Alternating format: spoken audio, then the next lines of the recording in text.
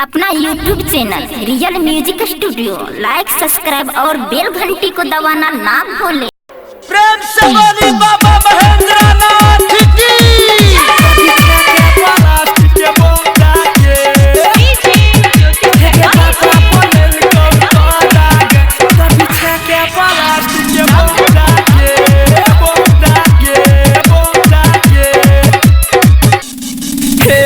छौरी बाबा बोलल को सुन न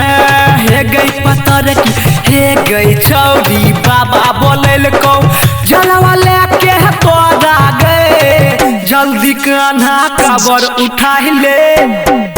तहिला के कबर थोड़ा तोरा गए हे गई बाबा बोलल को तोरा गए तहिला के कबर थोड़ा तोरा गए नहीं शरम है नहीं घबराई है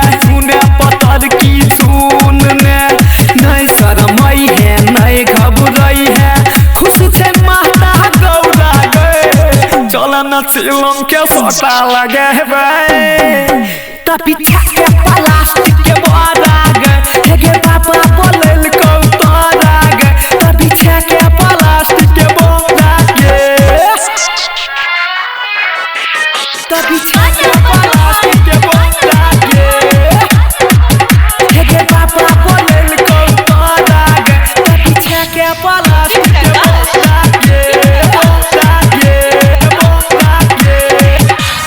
जखने जैबी जलवा चढ़ैबी कष्ट हो जैतौ पार हमारा सन के दान में बाबा निमन देतौ पता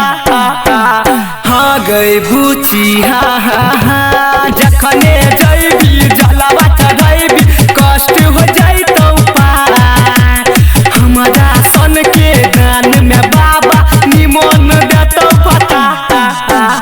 सुने के छौरी पातर कचौरी सुन ने हे गए सुने के छौरी पातर कचौरी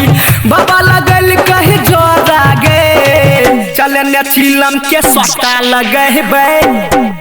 तभी छक प्लास्टिक के बोरा गए हे गे बाबा बोलल को तोरा गए तभी छक प्लास्टिक के बोरा गए प्लास्टिक के बोरा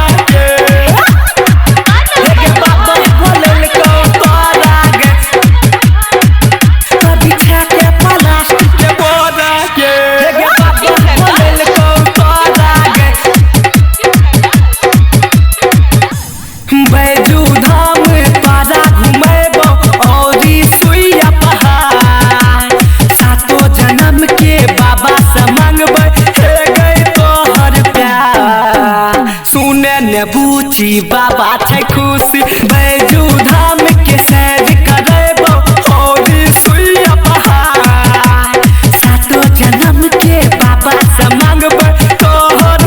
गलता सुने पतर की है गई सुनर की मान जो ने गए